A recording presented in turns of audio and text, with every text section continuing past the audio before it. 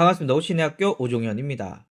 저는 블로그 하시면 안 듣고 싶지만 한 번씩은 들을 수밖에 없는 이 저품질에 대해서 말씀을 드리도록 하겠습니다. 일단 제가 2010년부터 블로그를 운영했거든요. 그래서 아마 다양한 종류의 저품질들을 많이 경험할 수 있었는데, 현재 지금을 기준으로 말씀을 드리면 여러분들이 일반적으로 블로그를 운영할 때 저품질이 걸리는 일은 거의 없다. 걱정 안 하셔도 됩니다. 다만 일반적인 상황이 아니라 뭔가 비정상적인 상황을 내 블로그에서 자꾸 만들어내면 저품질에 걸릴 수 있다. 그리고 요즘은 저품질 걸리면 거의 살아날 가능성이 없기 때문에 안 걸리게 하는 게 중요합니다. 그래서 본격적인 얘기를 하기 전에 여러분들이 일반인들처럼 블로그를 운영하면 걱정 안 하셔도 돼요. 그러나 일반인들이 잘 경험하지 않는 그런 상황에서 블로그를 운영한다? 걸릴 수 있고,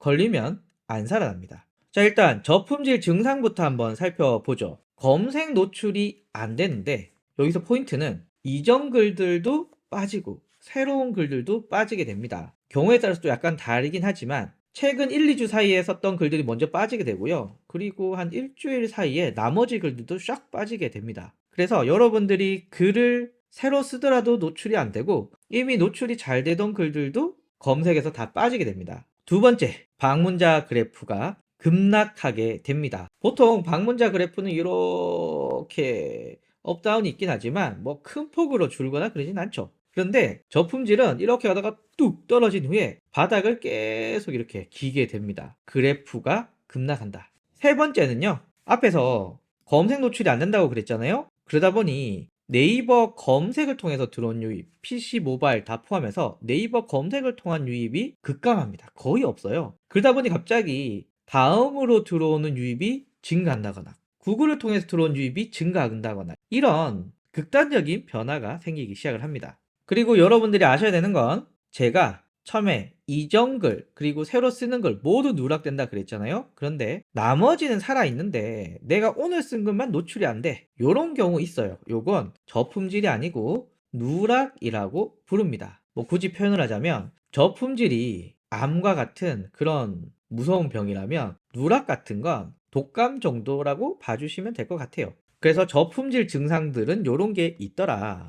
자, 그러면 여러분들이 자연스럽게 궁금해하실 내용이죠. 왜 저품질이 걸릴까? 뒤에서 말씀을 또 드리겠지만 일반인들이 안 쓰는 방법으로 운영할 때 저품질이 무조건 걸리게 됩니다. 뭐 마케팅 좀 한다고 이 남들이 안 쓰는 이런 거 있잖아요. 이런 거 쓰시는 분들이 꼭 걸리게 됩니다. 그런데 난 그런 거 잘 모르고 그냥 블로그에 글만 써, 이런 분들은 잘 안 걸립니다. 대표적으로 비정상적인 로그인인데요. 요게 뭐냐면 그냥 예시 몇 가지를 얘기해 보면, 방금 서울에서 로그인을 했는데 한 1분 후에 부산에서 로그인해, 아니면 베트남에서 로그인을 해, 이렇게 로그인이 좀 이상하잖아요. 일반적으로 이런 일이 잘 없죠. 혹은 한 컴퓨터에서 네이버 아이디 10개가 로그인 로그아웃을 하면서 글을 써, 이것도 일반적이지 않죠. 아니면 VPN이라고 지금 내가 쓰는 IP를 회피해서, 나는 지금 경기도에서 글을 쓰고 있는데 VPN은 부산에서 쓰고 있어. 그러면 나는 경기도에 있는 컴퓨터로 글을 썼지만 VPN을 통해서 마치 부산에 있는 컴퓨터가 글을 쓴 것처럼 하는 거, 이거 일반인들이 이렇게 쓰지 않죠. 그래서 이런 비정상적인 방법들 위험합니다. 또 다른 원인은 단기간에 질 낮은 글이 계속되는 링크, 이 링크 문제입니다. 블로그에 링크를 단다고 블로그가 다 죽느냐? 절대 그렇지 않습니다. 저도 링크 모든 글에 갈고 있거든요. 또 저와 같이 블로그를 운영하시는 분들 봐도 링크 단다고 죽진 않아요. 그러나 내가 다는 링크가 단기간에 질 낮은 글을 계속 생성하는 링크야. 대표적으로 쿠팡 파트너스 있고요. 또 CPA나 CPS 같은 제휴 마케팅 관련된 거 있습니다. 물론 그 링크가 다 문제냐 라고 물어보신다면 어떤 건 문제가 있고 어떤 건 괜찮다 라고 답변을 드릴 수 있지만, 그걸 우리가 어떻게 다 알겠습니까? 그냥 안 하는 게 더 낫지 않을까요? 그리고 구분을 해야 되는 게 있습니다. 여러분들이 보통 체험단 같은 거 하실 때 여러분들이 직접 찍고 직접 컨텐츠 만드시잖아요. 요런 건 질 낮은 글이 아니기 때문에 체험단이나 제품 리뷰는 신경 안 쓰셔도 된다. 다만 쿠팡 파트너스 같이 어떤 특정 의도를 가지고 질라진 글들을 계속 만들어내는 요거 죽기 십상입니다. 저도 CPA, CPS 많이 했거든요. 그걸로 또 돈도 땡길 때도 있었는데 블로그가 버티질 못하더라고요. 왜냐하면 저뿐만 아니라 수많은 사람들이 그링크를 써서 수익을 얻으려고 하기 때문에 쉽지 않다. 저라면 고르기가 사실상 불가능하기 때문에 안 할 것 같습니다. 자, 그리고 유사한 게시글, 질낮은 게시글이 계속 발행이 될 때, 대표적으로 지금 제가 생각나는 게 무슨 병원 블로그인데 이미지에 중요한 내용들이 막 박혀 있어요. 그리고 이미지와 이미지 사이의 글들은 무슨 웹소설을 번역했는지 도대체 말도 안 되고 이상한 글들이 막 있고 이미지만 박혀 있는 거죠. 대략 이미지만 보고 내용을 익히고 이 글은 읽지 마라, 이런 노림 쓴 것 같습니다. 그런데 네이버 입장에서는 이런 글들이 쓰레기거든요. 그리고 어떤 원본 글들을 조금씩 수정해서 쓰는 이런 복사 글들, 유사 게시글들, 이런 것들 역시도 네이버로서는 좋은 글들이 아니죠. 그러니까 이런 글들은 네이버에서 버림을 받게 되고 이게 저품질로 나타납니다. 그래서 제가 말한 이 저품질의 원인을 살펴보면은 일반인이 안 쓰는 방법, 비정상적인 로그인, 단기간에 질라진 글, 유사한 게시글들을 기술적으로 회피하면서 쓰는 거, 이런 거 다 일반인들이 안 쓰는데 이런 거 쓰면 죽는다. 여러분들이 이런 거 안 하시면 걸릴 일이 거의 없다. 그러면 저품질 예방을 하기 위해선 어떻게 해야 되느냐? 첫 번째, 일반인들이 쓰는 환경, 그러니까 특별한 거 없습니다. 그냥 너도 쓰고 나도 쓰고 대부분의 블로거들이 쓰는 그런 정상적인 환경에서 좋은 글들을 정기적으로 발행을 해라. 좋은 글, 나쁜 글은 제가 다른 영상에서 한번 이야기해 드릴게요. 남의 글이나 이미지는 웬만하면 안 베끼는 게 좋습니다. 특히 요즘 네이버의 기술이 점점 올라가기 때문에 이건 조심해 주는 게 좋더라.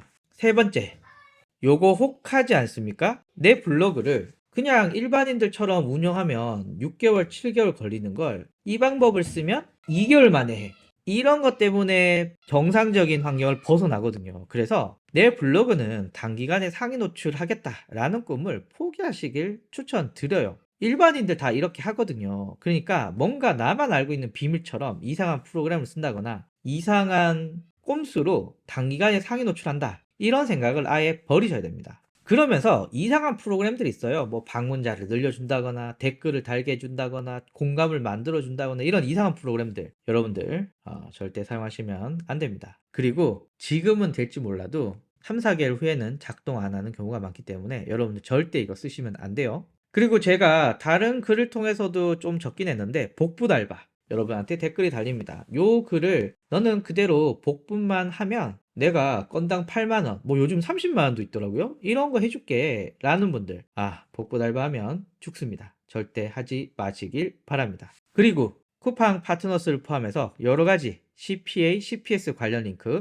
사용하지 마시고요. 리뷰나 체험단 할 때 이 제품은 뭐 업체로부터 소정의 뭐를 받아서 만들었다, 요런 거 있잖아요. 리뷰 시 안내 링크 꼭 넣어 주시고요. 요거는 약간 앞서가는 걸 수도 있는데 요즘에 챗 GPT라던가 리튼이라던가 이런 AI가 글을 생성하는 경우가 많더라고요. 그런데 얼마 전에 구글에서 인공지능이 쓰는 글이랑 사람이 쓰는 글이랑 구분해서 인공지능이 쓰는 글은 노출시키지 않겠다, 뭐 이런 정책을 한다고 하더라고요. 그래서 AI가 블로그에 글을 써. 그런데 네이버가 이거를 인공지능이 썼잖아, 이렇게 잡아내서 노출을 안 시켜줄 가능성이 당연히 있다고 생각이 듭니다. 그래서 제가 말했죠. 우리는 항상 정상적인 환경이 중요합니다. 일반인들이 AI한테 글을 써서 포스팅을 한다, 이거 쉽지 않잖아요. 그러면 안 하시는 걸 추천드립니다. 저도 이거 유혹이 됐다가 그냥 내가 쓰지, 요렇게 생각을 하고요. 만약에 AI가 생성한 글을 쓰고 싶다면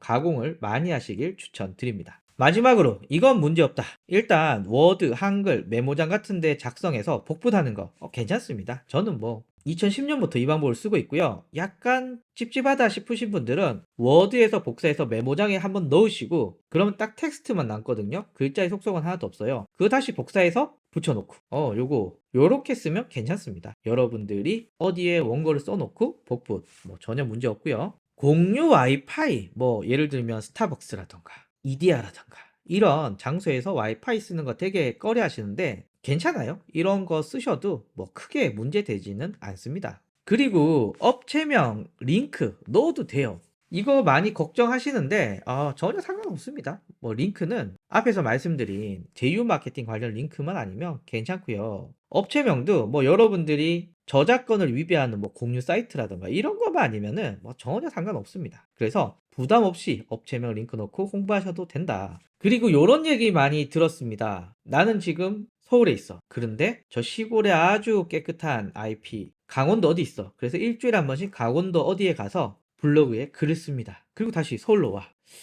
왜 이렇게 하는지는 모르겠는데 어떤 특정 장소에 글을 써야 노출이 잘 되고 저품질이 안 돼. 이런 거 말씀하시는 분들이 있는데 별로 상관이 없습니다. 그냥 다양한 장소에서 글을 써도 된다. 그래서 정리하면 일반적인 상황에서는 저품질이 걸리지 않아요. 그런데 여러분들이 유튜브 영상이나 이런 거 보시고 뭐 블로그 방문자를 늘리려면 이런 꼼수를 써? 아니면 이렇게 로그인하면 효과가 더 좋아? 댓글 공감을 어떻게 하면 더 늘릴 수 있지? 아니면 품앗이를 어떻게 할까? 요런 거 있잖아요. 요런 거는 지금 상황에서는 맞지 않는 것 같아요. 저는 안 할 것 같습니다. 그래서 여러분들은 그냥 이렇게 생각해 주시면 됩니다. 그냥 블로그 정상적으로 운영하시는 분처럼 운영하면 저품질 걱정 없다. 감사합니다.